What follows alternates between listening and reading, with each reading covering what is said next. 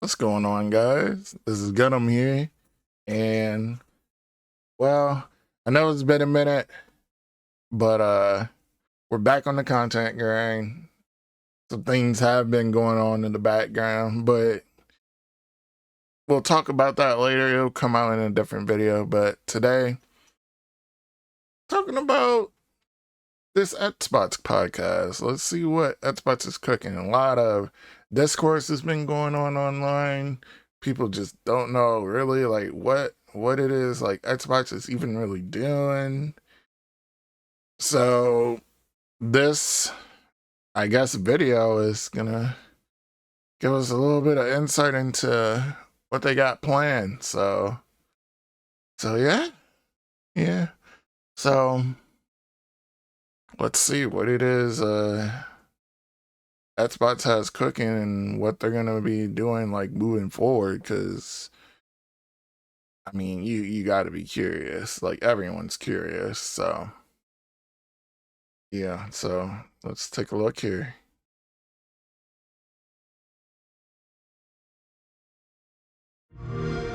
Hello and welcome to the official Xbox podcast. I'm your host, Tina Amini, and we have a very special episode today, as you can probably tell by the fact that I'm joined by Phil, Sarah, and Matt. Welcome. And we're going to talk about some updates at Xbox. We want to talk about game exclusivity. We want to talk about Activision Blizzard, now that they're part of our portfolio, how that might be an impact on Game Pass. And we want to talk about hardware, too, and how all of this fits into the strategy at Xbox. So where should we start, Phil? Well, when we originally had planned for the show, starting back in December, I think we probably would have started with Activision Blizzard, maybe talked a little bit about the exclusivity with some of the news coming up, and then hardware. But we've had some unforeseen news that has come out. So let's just go and tackle the exclusivity question, because I know it's on the minds of a lot of people from the community. And let's get straight into it. No bullshit. So we made the decision that we're going to take 4 games to the other consoles. Just 4 games. Not a change to our kind of fundamental exclusive strategy. We're making these decisions for some specific reasons. We make every decision really with the long-term health of Xbox in mind. And long-term health of Xbox means a growing platform, our games performing, building the best platform for creators, reaching as many players as we can. We're always looking to learn as a leadership team and to grow. And we think this is an interesting point in time for us to use what some of the other platforms have right now to help grow our franchises. So we're going to do that. So these 4 titles, what are they? Can you say? I'm not going to name those games. The teams that are building those games have announced plans that are not too far away. As we know, game teams put a lot of energy into their announcements with the partners. So I don't want to take anything away from those teams. So I won't be talking about the titles specifically, but I think when they come out, it'll make sense. Can we say if either of those titles are Starfield or Indiana Jones? They are not Starfield or Indiana Jones. Okay. Well, what was the criteria in how the team was thinking about selecting those 4 titles? Let me start a little bit outside of that, and then I'll get to the 4 specific games that we're talking about right now. Because the fundamental decision driver for one any of those decision obviously that we are make, Hi-Fi Rush. Pentiment is probably the other one. That we're running a growing platform, as people have been saying, reaching more players. Couldn't say what the other 2 are. As much success as possible. And I do have a fundamental belief that over the next 5 or 10 years, exclusive games that are exclusive to one piece of hardware, are going to be a smaller and smaller part of the game industry. And that's not some great insight, because if you look at the last 10 years and what the biggest games are today, it's a natural place. Whether it's one console and PC, multiple consoles, mobile console and PC, you see big games landing on multiple platforms. And we want to be even PlayStation's doing the same thing, so he's not wrong in saying that. Potential. But now back obviously, to like look at Helldivers. These 4 specific titles. We looked at games that are over a year old, so they've been on Xbox and PC for a while. A couple of the games are community-driven games, new games that kind of first iterations of a franchise that have reached their full potential, I'd say, on Xbox and PC. There's always growth. Franchises that we obviously want to continue to invest in, part of having the ability to continue to invest is that the businesses behind those franchises continue. We think it's important that these service-based games that have communities behind them, that they can have confidence that they're going to exist in the future. So 2 of them, kind of community-driven games that will end up on other platforms and give us the ability to continue to invest in them. We think that's great for the business and great for the communities, more players to play with. I'd say So 2 it's of the very other games possible are one of smaller those games might be that Power World. were never really meant to be built as kind of platform exclusives and all the fanfare that goes around that. But games that our teams really Power wanted to World go might be build, going to that we love PlayStation. supporting creative endeavors across our studios, regardless of size. And as they've realized their full potential on Xbox and PC, we see an opportunity to utilize the other platforms as a place to just drive more business value out of those games, allowing us to. But then again, invest it's not a in year maybe old. Future iterations of those, so sequels to those, or just other games like that in our portfolio. And when we don't damage Xbox and we can grow our business using what other platforms have and to help us with that, we're going to do that. And that's really the story behind these 4 games. And last thing I'll say, looking forward, I think there is an interesting story for us of introducing Xbox franchises to players on other platforms to get them more interested in Xbox. We think there's a good brand value for Xbox there. So 4 games, no promise beyond that. So if you're on those other platforms and you see these 4 games coming, please don't take it as some signal that everything's coming. It's not. And we're going to learn. So when you are thinking about the future and this concept of live service games, games that can benefit from bigger audiences and new audiences, how does that apply to future titles and how you're applying that criteria there? Yeah, there's really no fundamental change to how we think about exclusivity. We just came out I'm trying to think about all of Xbox's like exclusive titles, like coming to Xbox and PC and cloud, which I really don't makes think them it'd be accessible Forza. to hundreds of millions of people. Like, there's so no it's way, this kind of, but we're I really don't know. focused on a couple platforms. I don't know what the others could be. But our key of play the games you want with the people you want, anywhere you want, when everybody plays, we all win. These have been part of our strategy for years and will continue to be. Our focus is on how do we continue to grow the games industry by reaching more players in more places, and how do we grow Xbox as part of that. Xbox is a hardware platform, Xbox is a publisher of great games, and Xbox as a platform for the world's best creators. And then knowing that, how do we think about our first-party games and Game Pass? Yeah, well, to build on what Phil just said, one thing I would add, as you were talking about growth, is just that we've sort of seen this inversion over the last 5 years where it used to be that the platform was the biggest thing. That's right. And the games would sort of tuck in within the platform. Today, big games like a Roblox or a Fortnite could actually be bigger than any one platform. And that really has changed the way that we think about things. So in the midst of all that, I think we at First Party can come back to sort of some core principles. First, that all of our games will be on the Xbox platform. Second, all of our games will go into Game Pass on day 1. And third, we know that Game Pass will only be available on Xbox. So there's sort of starting points for us. As Phil mentioned, there are games today that you can play that only can be found on Xbox. And at the same time, we want to bring more of our games to more players. So we're going to continue to look at that. I think, honestly, kind of moving going aside, forward, I'll though, probably from just some end of up those playing and more thinking more about what Xbox does it really games mean on for the player. PC. To me, especially the day 2 one. key things are cross-play and cross-save. Those things allow us to deliver on the promise of Xbox, which is play with your friends where they are, play on the devices you want, play the I games do you like want. that cross-save That is shit, though. really only possible at a practical level when you know that your saves and your player are going to be able to move across all those parts. So not all of our games today are necessarily built to take advantage of that. There still will be some games that don't. Like, as I we started bring more Power World teams on into the Xbox, Xbox family, and then I decided, catch-up to you know do as what, we let get me there. play But this that on PC. Cross-play, cross-save is like so fundamental to what we're And doing. I was able to keep my it's, saves, which something is that we as First Party get such a good amazing. benefit from being so close to the I platform. really do like that. Yeah, absolutely. I mean, that's one of the things, like you said, all of our games are always in Game Pass. And so I'm excited to announce, you know, with the coming together that we had with Activision Blizzard King, that Activision and Blizzard games are coming to Game Pass, starting with Diablo 4 on March 28th, which I'm super, super excited to share today. And it's all part of our commitment to make Xbox, the Diablo Xbox is going to experience Game and the games Pass that we March build 28th. is widely Okay. available as possible. So now the 34 million Game Pass members can all enjoy the fantastic experience of Diablo 4.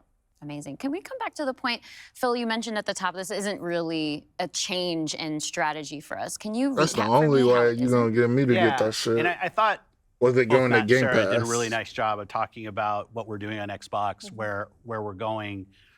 You know, if you take a platform feature like Xbox Play Anywhere, which has been a promise that we've made on our first-party games, that you can buy our game once, you're going to get play across Xbox and Windows. I think we're the only platform that does this. That makes it possible for you not only to play with your friends wherever they are, but to know that you actually have multiple entitlements to the games. I think that's a technology I would love to see applied to more platforms. But it is this view that people are going to play Xbox in multiple places. Whether it's play the games you want with the people you want, anywhere you want, whether it's content, community, and cloud, whether it's when everybody plays, we all win. Like, we've had different taglines, different strategy, kind of words that we've used, but always with this view that Xbox is a platform for creators who want to reach the most players. Our investments in xCloud, our investments in franchises like Minecraft and now Call of Duty and other large franchises so that we learn how to build those. This has been a strategy that we've been on for, I'd say, a decade. It's not about one device. It's not about games in service of a device, but rather the devices that people want to play on should be in service of making the games as big and popular as they possibly could be. Because really, a healthy creator community on Xbox, a healthy creator community in gaming all up, is the thing that all of us as game players should be voting for, because that's the thing that will lead to the best long-term success and growth in this industry. And my understanding, just from listening and learning from you three over the past few weeks, So just it understanding doesn't sound what's happening like with they're Xbox, is ready that to we tap see out of trends with the player behavior where people are playing hardware on multiple market yet, devices. That is the guys. reality. And we have put Honestly, some it games out sounds on multiple more like to me platforms before. So they my understanding is might that be that's been willing to good for go players. to How does that come the back to the business with all of that in handheld mind? market. Yeah, as you said, we have shipped games on other platforms. In fact, Talking a lot about mobile. Realistically, if you look with the addition of Activision and Blizzard and ZeniMax, we're one of the largest game publishers on PlayStation. We're one of the largest publishers on the Nintendo Switch, especially when you put Minecraft into the equation as well. And now we're one of the largest publishers on mobile platforms as well. And that's not something that we want to back away from. We want to continue to be building great games that millions and millions of people can love, and that they can play those games where they want to go play. But we do understand the business success that Xbox has to have. Us as leaders in this business, the system today, the system that all companies that we play video games from, is a world of you got to be growing your business. Growth in our Xbox business is critical to the long-term health of Xbox. Many people know I've been on Xbox for over 20 years. And I want to make sure Xbox is in the best position for the next 20 years. That means healthy player community, healthy creator community, and healthy business. So when we look at opportunities to allow more people to play, more people engage, more people to buy, more people to subscribe, it's all about putting Xbox in the best position. And our hardware is a critical component of that. The absolute best experience somebody has on Xbox is hardware that your team builds and that people play on. But that's not going to be everybody. We fully accepted that we're going to have Xbox players across all kinds of devices. So I think a lot of people think about 2023 as this incredible year for gaming. And in a lot of ways it was. There was some really amazing releases that I think we all enjoyed. But what were the signals behind the scenes that maybe indicated how we wanted to look at the future of Xbox and how we kind of keep up with the industry? Yeah, such a good question. And I think it's, as people who care about the industry, which I assume is people who are watching this, it was an amazing year. Some great launches, some of the games that I think will stand the test of time and people will be talking about a decade from now. But it's an industry that didn't really grow. And what happens when an industry doesn't grow? You end up with some job eliminations, which we had. We had even our own hard decisions to make about building a sustainable business for ourselves, but in no way were we alone in that. When you think about a healthy industry, I want players who believe that they will find the best games on the platforms that they love. I want people who invest their careers in working here to feel like this is a place that they can be successful. And that really is down to being part of an industry that is growing. If you listen to Lisa Su, the AMD CEO, she'll say that AMD-powered consoles are likely to decline in 2024. I think there's an amazing set of games coming in 2024, but if we don't get to growing as an industry, the industry will struggle. And today there's really two choices. He definitely has a point there. Do you say I have a fixed number of players, the players that we have today, and do I find new ways to monetize those players to get more money from the players that I have? Making a profit. Or do you think about how do I expand the business I have? They have to be growing in some kind of way in order for this to be sustainable. That already play. Our focus on Xbox for the last decade has really been on that latter point. Games are taking like 6-7 years to make, growing for our players, making them more expensive. So those because of the manpower behind it, having on to our platform, which will grow the Xbox pay these people and longer, put Xbox in a position to be very strong for years and decades to come. And just Matt, the amount of talent it just takes to make these games, like, how they're incredibly large, and comparable on such a different level when we think about console audiences. Like you mentioned Roblox, you mentioned Fortnite. So how are we're obviously thinking about our responsibility, our hardware responsibility is supporting the industry is in a really interesting position right now, I gotta say. Are there other games we can we've been growing so much. Well, as Phil mentioned, two of the biggest ones for us, Call of Duty. I almost think it's inevitable, like there's going to be some sort of decline at some point. Communities of people that play those games, which is so great. I think about it, for the player community, it comes down to where are the friends, where are the people you play with, and then equally important is where have you built up your library of games, right? Where have you invested? Where's that library? I think those two things probably are some of the biggest influences on where people choose to play and what devices they choose to play. Yeah. When we think about, on the other side, the developer side, just any game developer wants their game to find the biggest audience possible. That's just the nature of building a game. You want people to enjoy and participate in what you've made.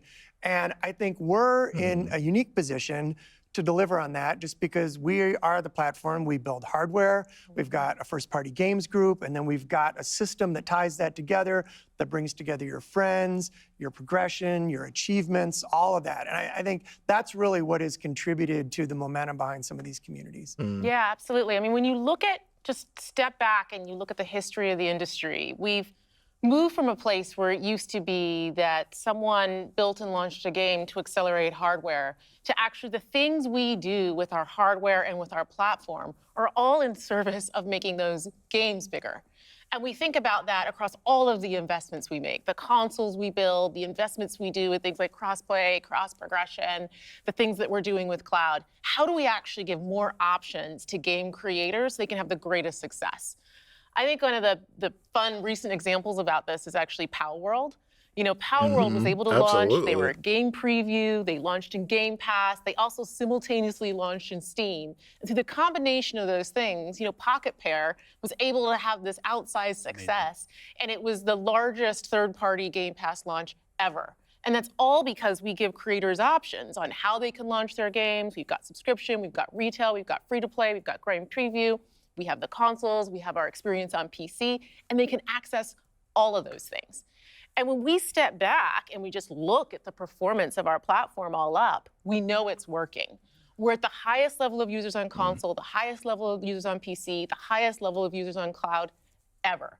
We have double-digit growth rate on PC and cloud, places where we're enabling creators to actually reach new players. That's probably where I'm going to be playing Xbox. And that's why we're leaning into it and doing more, because we see all those signals. So we're talking about the role that hardware plays for creators, for the games. I'm not gonna lie, I might even sell my Series X. I'm not gonna hold you. When we look at our hardware, I don't even turn the thing on, man. And Phil said this earlier, it's where you get like the most flagship seminal experience of Xbox. And it also represents a developer target. Our developers can build the specs of our hardware, and we invest to make sure they know when they do that the games are going to run great on our hardware, but they're also going to be able to be accessed across any screen because of all the other investments we make. So we're giving them an easy way to access as many players as possible. And we actually have more creators right now building for Xbox than ever before by nature, thousands of them by nature of those investments. And we got more to come. There's some exciting stuff coming out in hardware that we're going to share this holiday. And we're also invested in the next generation roadmap. roadmap. And what we're really focused on there is delivering the largest technical leap you will have ever seen in a hardware generation, which makes it better for players and better for creators and the visions that they're building. I don't know how much of a leap is going to other be, considerations but that are really important to I our mean, community, we'll see probably about that. to each one of ourselves as well. When you talk especially about library, if it's a I want to dig in handheld, on we'll that see. a little bit more. You know, as we talk about cloud in the wider entertainment industry, there's conversations about streaming. How is that impacting how I own my content that I've invested in? So what can we say about our stance around game preservation? Yeah, you know, one of the highlights for me of being in this position was That's a getting to hard stand on question, stage when huh? we announced back compat coming to Xbox One. Like, it was fantastic. People were reading the teleprompter before I could read it. I'm a slow reader, and just feeling the energy in the auditorium as we were saying that and online. You know, one of the cues I think us as being part of Microsoft take is looking at Windows and how Windows over decades has maintained software compatibility with things that are built on it. Like, I can still go back and play some of the games that I love playing on Windows from decades ago, and it will still run. And we try to bring that same view to consoles. It's harder in console because the line between what the hardware is and what the game is in consoles is traditionally, it's tighter, which makes compatibility, you end up doing these generational compatibilities that we've built. But I will say compatibility, the ability to not only play the games, but my saves are still there with our cloud save systems to try to keep the services up as long as we can so that people can play, is a tenet of what we are as Xbox. It's at our foundation. And when we look at future hardware generations and what we're gonna support, making sure that we respect, which is the word I use, respect the investments that people have made in Xbox going forward is fundamental. And the fact that you get entitlements when you buy a game from us on both Windows and Xbox also means you have the ability to play that game across a multitude of devices, which I think furthers the compatibility of the games that you own. Can we go back to what Xbox stands for today? I think we've pretty much covered all of the elements, but if you could break it down for me. This is kind of the only part of it that I call bullshit on, what but we're saying okay. is you're playing on a platform We'll see. where you know We can only, the biggest that's games all in the we can world say are always is gonna be. You're playing we'll on a see. platform where you get to access Game Pass. And all of the games from our incredible range of studios will always launch in Game Pass day one. And you're playing on a platform that's dedicated to you, like player-first features, cross-play, cross-save, cross-progression, backwards compatibility, being able to play your games in your library anywhere you want because of the investments that we make in cloud gaming. And so you're playing somewhere where you're investing and you know you get to take the games forward with you and across all of the screens where you are. And I think most importantly, Xbox is a place where you know when you're investing in Xbox, you're investing somewhere that is dedicated to making games more successful and creators more successful so that they can invest more to bring even better experiences to you all of the time. Yeah, just that investment in the studios is so, and we feel that as part of first party with the platform proximity. You know, it's kind of amazing now to look out across all the studios that we've got and just be reminded that we're now one of the biggest development organizations. They do got some interesting stuff coming what too. Does that mean for so players? There's that. It means that the biggest games are going to continue to come to Xbox. And this 2024, the year coming up, that new Fable we've got game, more probably than gonna play on 10 PC. major releases coming up. Great stuff. Hellblade 2. Hellblade 2. Oh man, that's probably going to be beautiful on PC. The Indiana Jones game, and there's. I might wait for the Digital Foundry review first, I think but we're going to be able to share more about it at our June showcase coming up pretty soon. Well, I guess I should get ready to work on that show. Well, thank you all for showing up on the podcast today, and we'll see the rest of you this June. Yeah. Thanks, Tina. Thank you. All right. Well, they definitely confirmed. Quite a bit. So, are they leaving the console market? No. Do they have more cooking as far as hardware? Yes. Is there a possible handheld coming? Maybe. They didn't say anything regarding that. They just said they just got new hardware coming.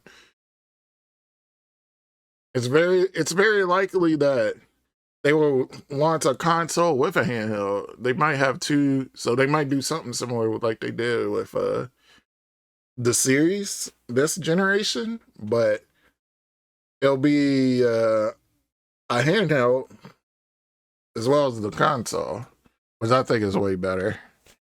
But honestly, like as far as that spot stuff is concerned, I'm probably just gonna play it all on PC. I mean, like, people complain, it's like, this is another launcher I need to have on my fucking computer. But it's, I mean, launch is fine. I don't really have issues with it, so. And it's like, if you have Game Pass, it's like, why not? Like, especially if you have Ultimate, like, why not? Why not? Like, if you're subscribed to Game Pass, you may as well have Ultimate. Like, but, you know, I'm not everybody. Like, everyone feels differently. But you guys should let me know what you think about Xbox's little update here as far as their business model. Be sure to like and subscribe, and yeah, got more content coming, as well as my little update on what's to come. So, got you guys later. Peace.